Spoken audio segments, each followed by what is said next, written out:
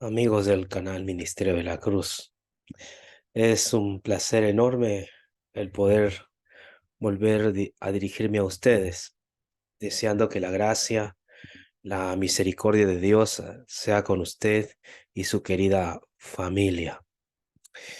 Estamos hoy 12 de enero, ya del 2024.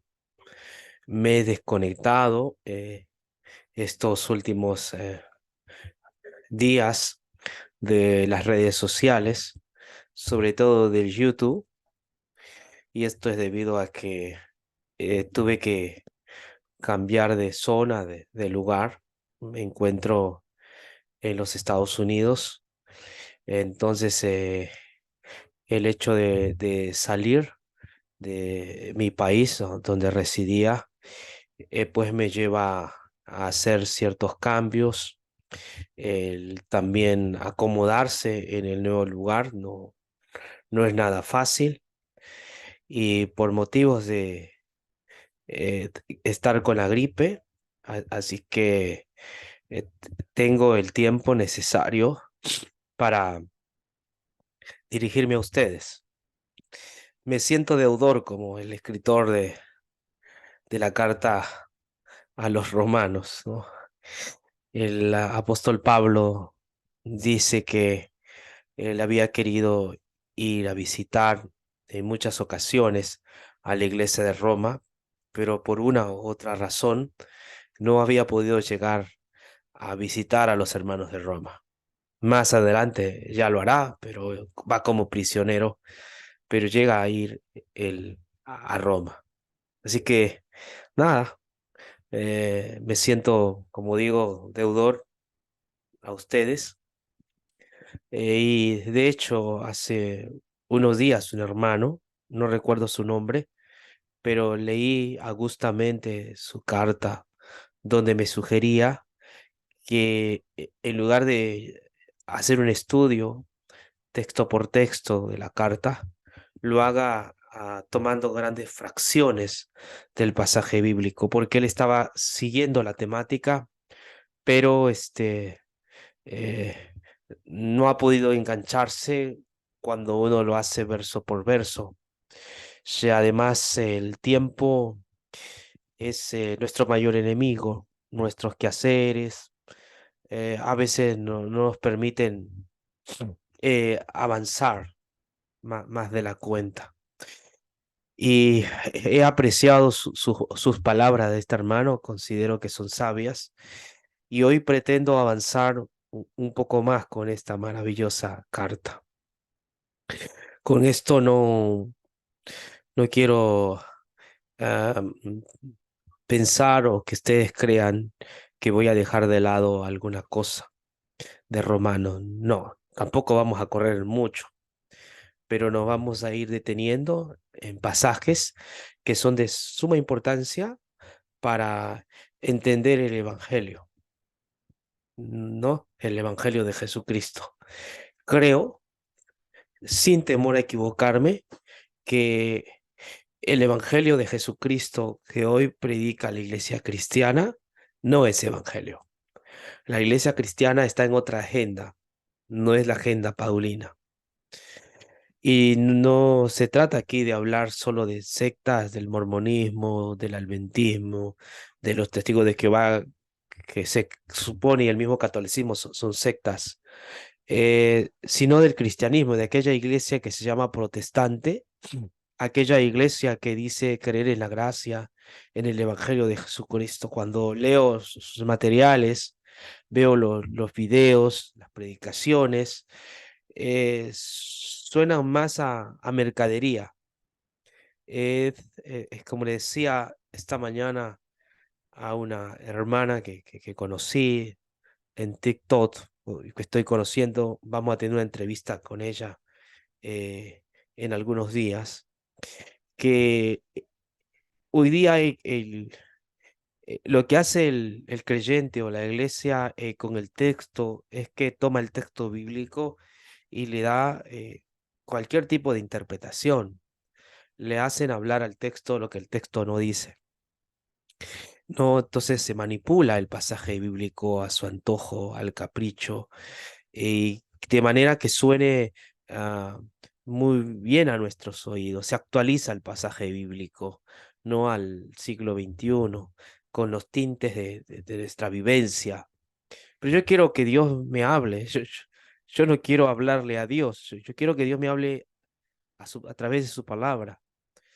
Y entonces tiene que haber un esfuerzo en eso, ¿no? De entender el pasaje, de entender el contexto en el que el pasaje fue escrito, de entender el griego, de entender el contexto histórico, cultural del pasaje bíblico, de entender las vivencias de esos cristianos. Solo así entenderé que Dios está hablando a mi corazón y a mi mente. Yo sinceramente quiero que Dios me hable y que me hable de acuerdo a su palabra. Yo no quiero manipular a Dios. Yo no quiero que Dios yo le esté dando un mensaje a Dios que sea incierto. Quiero que Él me hable. Y la Biblia dice, lámparas a mis pies tu palabra y lumbrera a mi camino. Yo quiero que Dios me hable.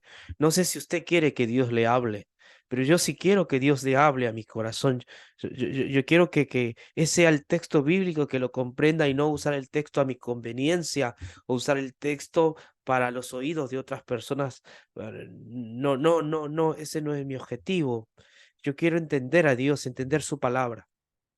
Por eso vamos al libro de Romanos. Nos hemos quedado en el verso 9, 10, 11, o vamos hasta el verso 16, ¿te parece?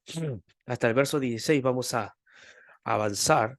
Discúlpenme por la gripe, he estado con dolor de cabeza, eh, recibiendo el frío de Nueva York, distinto al frío del Ecuador o del Perú. Este frío es muy enfermizo, bastante azotador.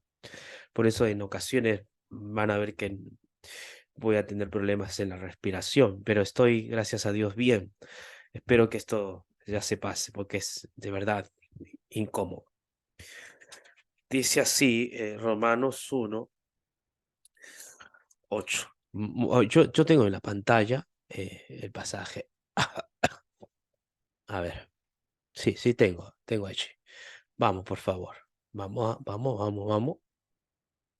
A ver cómo estamos, que estoy ya descontinuado con la plataforma. Así dice. Primeramente doy gracias a mi Dios mediante Jesucristo con respecto a todos vosotros, de que vuestra fe se divulga por todo el mundo. Qué impresionante, ¿no? Cuando el apóstol escribe estas palabras. Era alguien que se gozaba en el Evangelio. Era alguien cuando tenía noticias de cómo la fe iba creciendo, no dejaba de dar gracias a Dios. Qué hermoso es saber cuando una iglesia se planta en un lugar de esta tierra para poder adorar y enseñar la verdad que es en el Evangelio.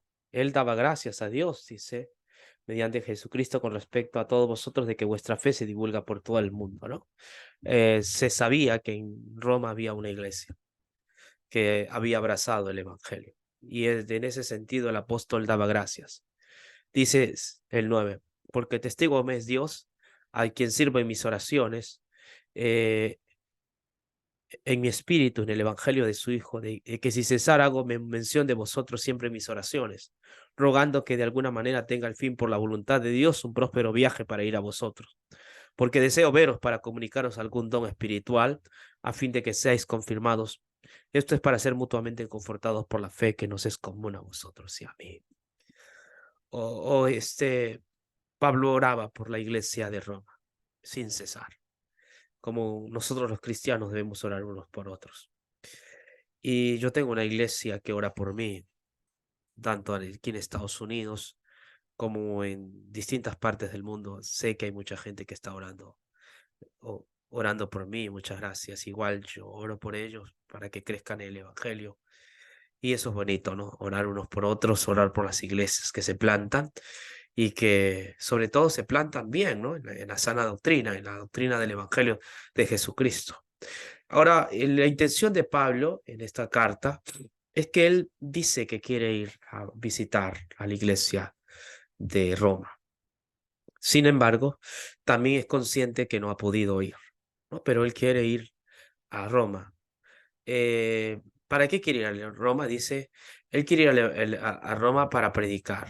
¿no? Porque deseo veros para comunicaros algún don espiritual a fin de que seáis confirmados. Esto es para ser mutuamente confortados por la fe que nos es común a vosotros y a mí. Entonces, Pablo tiene todo el deseo de conocer a los hermanos de Roma y enseñarles el evangelio. Interesante que Pablo no está por encima de los otros, sino que él dice para ser mutuamente confortados por la fe que nos es común a vosotros y a mí. Confortados por la fe. Pablo no está allí queriendo ir allá a hacer una campaña evangelística de Benny Hinn, una campaña evangelística que hacía Gigi Dávila, con todo el respeto a aquellos que han sido seguidores de estos expositores, hacer una campaña de milagros, de poderes. No, Pablo quiere sencillamente ir a predicar el evangelio. Es que no hay gozo más precioso, gozo más perfecto que aquella en la cual se te revela a Jesucristo como el único Salvador.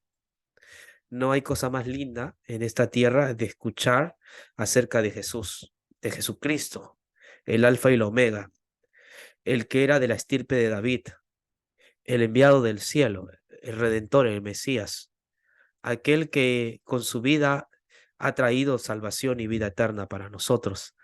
No hay verdad más inconmensurable que esa de entender que Cristo es todo para nosotros, que es nuestro fiel Salvador, que es el único y perfecto Salvador, que en su gracia y en sus méritos el pecador encuentra salvación, perdón, es justificado, declarado inocente.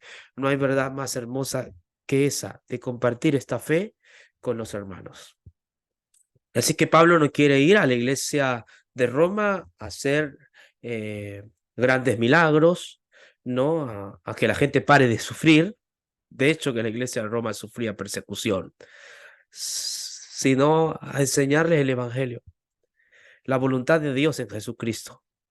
Eso es lo que Pablo quiere que aprendan los hermanos. Jesucristo. Eh, Nada más hermoso en esta vida he conocido que a Jesucristo. Creo que me llena. No sé si a usted, pero a mí me llena Jesucristo. Cuando leo los evangelios encuentro el Mesías, a su ternura, su cariño, su amor, su compasión, a el mismo hecho de que Él vino a salvar lo que se había perdido. Me enamoro de ese Jesucristo. Encuentro en Él un suficiente Salvador para mis pecados. Esto que necesita este mundo, Jesucristo. Entonces Pablo no está queriendo ir a Roma para hacer un espectáculo, un show, así lleno de milagros y de hablar en lenguas. No, él quiere que la gente ponga su mirada en Jesucristo, en el Salvador, al que Dios ha enviado, el que revela las Escrituras. Él quiere que la gente conozca de Jesucristo. Oh, no hay cosa más hermosa en esta tierra que los hombres conozcan del Salvador. El apóstol Pablo en otra carta había escrito palabra fiel y digna de ser recibida por todos, que Jesucristo vino a salvar a los pecadores de los cuales yo soy el primero. Palabra fiel y digna de ser recibida por todos. Sí, esa es la palabra fiel y digna de ser recibida por todos, que Jesús murió por los pecadores. Ese era el tema de Pablo y ese es el tema que está él hablando en el libro de Romanos. Vamos a continuar con los siguientes pasajes bíblicos. Ok, yo no sé, yo sí veo el texto, no sé si usted lo ve. Ok, este no es, este es otra cosa. Este es un libro que estoy escribiendo. A ver, vamos, un poco de paciencia. Aquí está, los siguientes versos. El 13 ahora. Pero no quiero, hermanos, que ignoréis que muchas veces he propuesto ir a vosotros, pero hasta ahora he sido estorbado para tener también entre vosotros algún fruto como entre los demás gentiles. A griegos y a neogriegos, sabios y a no sabios, soy deudor. Así que en cuanto a mí, estoy a anunciaros el Evangelio también a vosotros que estáis en Roma. Oh, qué hermoso. Dice Pablo que él está por anunciar el Evangelio a los que están en Roma, pero ¿cómo anunciarles el Evangelio a aquellos que ya conocen del Evangelio, no? Es que el Evangelio, hermanos, no es algo que se puede escuchar una sola vez y es suficiente. Si bien es cierto, es un mensaje suficiente, No obstante, eh, el escuchar el Evangelio constantemente trae calor espiritual. El escuchar el Evangelio continuamente trae alegría al corazón. El escuchar el Evangelio continuamente trae paz a nuestros corazones. El escuchar el Evangelio pone sentido a nuestra vida. Eh, Calvino decía que le prediquen el Evangelio, que le prediquen el Evangelio. Cuando él escuchaba Castillo Fuerte decía cantad, cantad, porque eso le recordaba la Reforma. O creo que fue Melacton el que decía eso, no, no es Calvino. Melacton el que se puso en una plaza y decía, los niños cantaban el Castillo Fuerte, cantad, cantad, cantad niños, porque así alegráis el corazón de este viejo. Eh, el Evangelio es eso, trae alegría, trae gozo.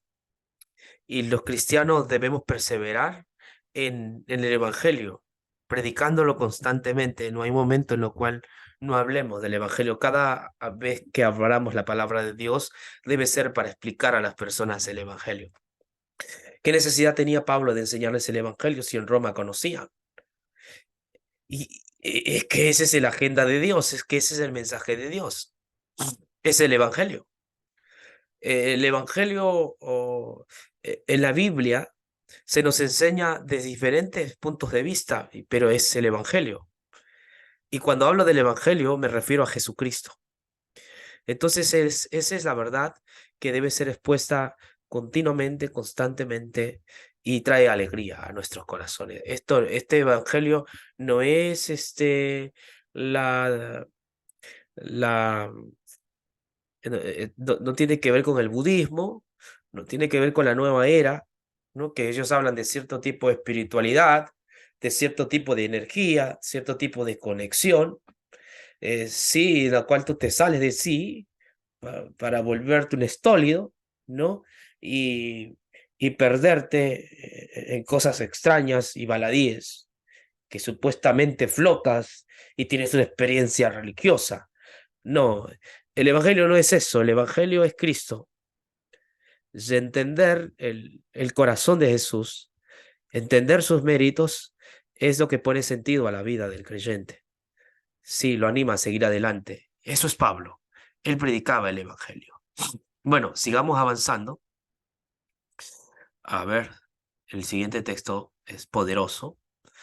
A ver, déjame ver por qué no salgo en la pantalla. A ver, vamos a ver. Vamos a quitar.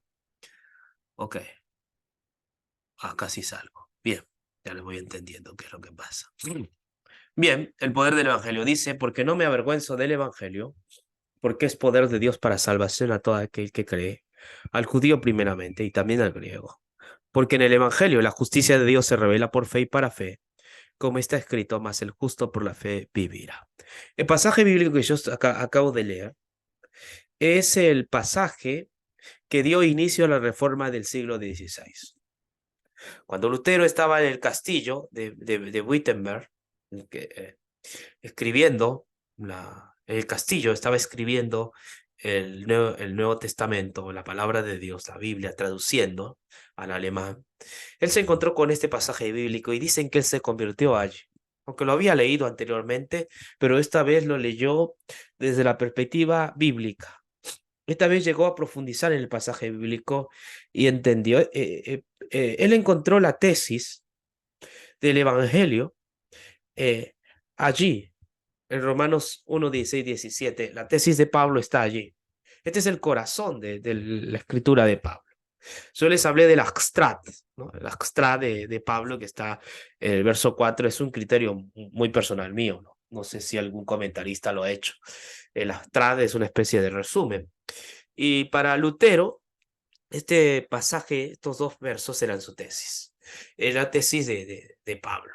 Yo estoy de acuerdo con Lutero y con todos los comentaristas que hablan que esta es la tesis, no la propuesta. ¿Y qué tiene esta tesis que es tan poderosa que convirtió a Pablo al Evangelio, al cristianismo? O a Lutero, ¿no? Dice, no me avergüenzo del Evangelio, porque es poder de Dios para salvación a todo aquel que cree, al judío primeramente y también al griego. Esta definición del Evangelio es tremenda. Él está diciendo que el Evangelio es el poder de Dios. Aquí en el griego es dunamis, dinamita. O sea, cuando estamos hablando del Evangelio, cuando se predica el Evangelio, no se está predicando de cualquier cosa, no se está haciendo una ecuación, sino que se está enseñando una verdad que es poderosa, es el dunamis de Dios, es el mensaje que Dios tiene para la humanidad. No hay verdad que Dios no desea con tanta vehemencia que el hombre conozca, que entienda, que no es que otra cosa que la verdad del Evangelio. Dios quiere que el hombre conozca la verdad del Evangelio, que el hombre crea en la verdad del Evangelio, que el hombre aprecie la verdad del Evangelio, que el hombre persevere en el Evangelio. Por eso Pablo dice, no siento vergüenza del Evangelio, porque el Evangelio es el dunamis de Dios, es el poder de Dios para salvación. Tan poderoso es este Evangelio que convirtió a un Pablo, que era Saulo, perseguidor de cristianos, tan poderoso que convirtió a a Lutero, un monje agustino que era esclavo del catolicismo, lo convirtió a Cristo.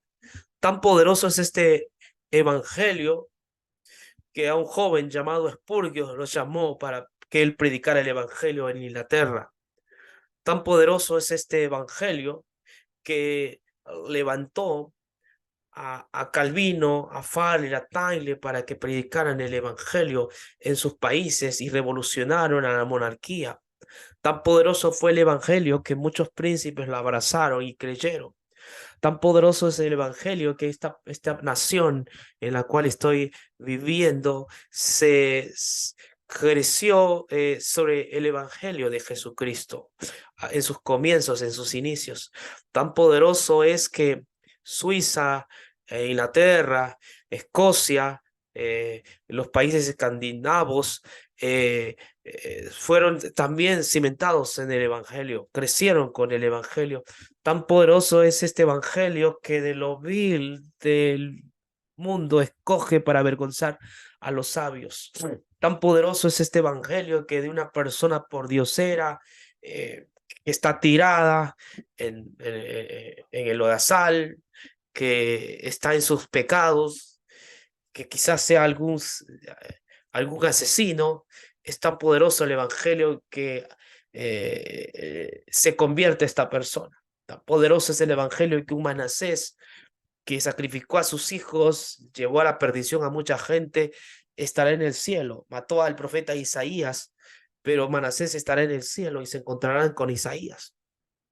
Tan poderoso es el Evangelio que un día Esteban y Pablo se sorprenderán al verse juntos, porque Pablo fue el causante de la muerte de Esteban. No me diga que el Evangelio no es poderoso, el Evangelio es poder. Solo que nosotros, los evangélicos de hoy día, nos hemos vuelto psicólogos y nosotros le estamos metiendo a la gente nueva era, le estamos metiendo a la gente teorías basadas en la filosofía y no en Cristo. No le estamos enseñando el verdadero Evangelio.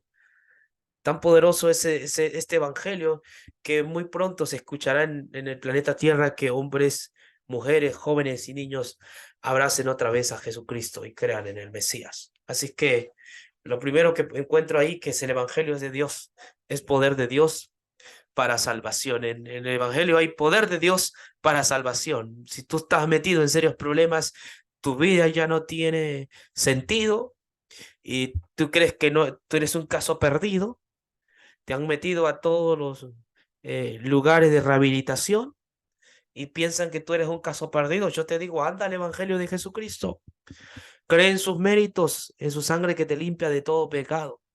Y te verás que ese evangelio es poder de Dios para salvación. No ha perdido su poder, no ha perdido su fuerza. El evangelio sigue mostrando la salvación a los seres humanos. Sigue siendo el poder de Dios. Pero hay algo más en esta epístola, y yo voy terminando porque creo que me estoy extendiendo mucho, porque en el Evangelio la justicia de Dios se revela por fe y para fe, como está escrito, más el justo por la fe vivirá.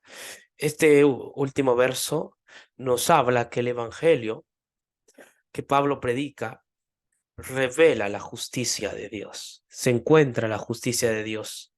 En el Evangelio hay la justicia de Dios. No esa justicia que da lo que se merece al que ha pecado. No, no es esa justicia que da lo que se merece al que ha pecado. Es esa justicia que perdona al que no lo merece. Yo creo que Dios es justo y no tendrá por inocente al culpable. Dios en base a su ley es justo y no tendrá por inocente al culpable. Yo creo que los culpables irán a la ira de Dios. Yo no soy universalista y yo no creo que un evangelio se pueda predicar de esa manera. Yo creo que habrá gente que se salve y más de miles de pecadores se salvarán. Pero también creo que Dios ajusticiará a aquellos que no conocen o no aceptan el Evangelio, no creen en el Evangelio. Pero en este Evangelio que estoy enseñando, dice que se revela la justicia de Dios. Esta justicia que revela el Evangelio es la justicia que salva al pecador. Sí, es la justicia que perdona al pecador. Este es lo que revela el Evangelio, es una justicia la cual la persona más pecadora puede encontrar declaración, y es decir, inocencia, puede ser justificada o es justificada. Este Evangelio entonces revela la justicia de Dios y dice por fe y para fe, interesante, ¿no? Por fe y para fe significa que la recibimos por la fe, que no depende de grandes obras que realicemos o grandes aportes económicos que demos a la iglesia, sino que este evangelio, que revela la justicia de Dios, lo recibes solo por fe. Eres justificado solo por la fe. Todos tus pecados son perdonados solo por la fe en Jesucristo. Todas tus maldades y rebeldías, todas tus apostasías, tus maldades, cosas oscuras, negras, horribles que hayas hecho. Cuando tú vienes al Evangelio de Jesucristo, eres contado como si nunca hubieses pecado, porque el Evangelio revela esa justicia que perdona al pecador, esa justicia que envuelve al pecador y lo encuentra y lo declara justo e inocente. Finalmente Pablo dice, el justo por la fe vivirá. Aquí es donde los cristianos que entramos a la fe nos perdemos de la fe, porque creemos que hay que entrar por fe y luego hay que seguir por obras. Ese ha sido mi dilema por años, hasta que aprendí a vivir por fe. Soy salvo por fe, seguiré siendo salvo por fe y al final, cuando todo esto termine, seré salvo por fe, solo por fe en Jesucristo. Solo la gracia de Dios me da el derecho al cielo, a la vida eterna. El justos por la fe vivirá. En esa justicia tienes que estar perdonado, en esa justicia estás justificado, en esa justicia has sido aceptado y Dios te ama como su hijo y en su estima tú eres inocente, tú eres contado entre los justos y bien amados, eres tratado como si nunca hubieses existido. El justo por la fe vivirá. Ten cuidado de aquellos pastores que predican gritando y diciendo de que no, la santidad es la perfección, que sí, que tienes que hacer esto y lo otro, que tienes que dar grandes aportes económicos a la iglesia, que tienes que sacrificarte por ellos. No, el justo por la fe vivirá, hermano. Solo por la fe en Jesucristo. Solo por la fe en Jesucristo tú debes vivir. Solo por la fe en Jesucristo eres aceptado. Si esto no es al inicio de la vida cristiana, es siempre. Siempre eres aceptado por fe, siempre eres recibido por fe, siempre eres salvo por gracia. No es que ahora Él te perdonó y ahora sí te va a poner las demandas de la ley. No, siempre vivirás por la fe, porque no dejas de ser pecador, somos pecadores. Y eso lo va a decir en los siguientes versos bíblicos cuando Él va a dar la razón por la cual Dios tiene que justificarnos y la razón por la cual debemos vivir por la fe. Y la razón por la cual debemos vivir por la fe y por la cual somos justificados es que el hombre no tiene justicia. No hay justo ni aún uno. Que Dios te bendiga. Un abrazo a la distancia. Amén.